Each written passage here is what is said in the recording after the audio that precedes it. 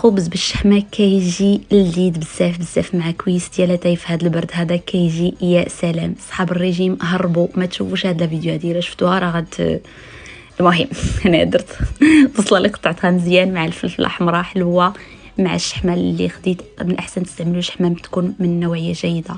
والتوابل هنا درت ملحه والبزار والكمون وشويه ديال الكركم مع شويه ديال الهريسه. صافي كنخلط كلشي مزيان مع شويه ديال القزبر ومعدنوس وصافي. هنا بالنسبه للمكونات ديال العجينه راه ديجا شاركتهم معكم الصفحه ديالي، ولكن غنخليهم لكم هنا مكتوبين تحت الفيديو.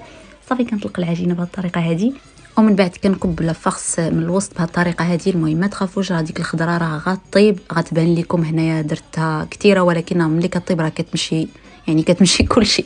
صافي كنغطيها هكايا بداك العجين الاخر ومن بعد كندهنها ببيضه كيف ما كتشوفوا، ومن بعد كنرش عليها شويه ديال الزنجلان وكنثقبها. بالنسبه للفران انا درتو على 180 درجه خليتها طيب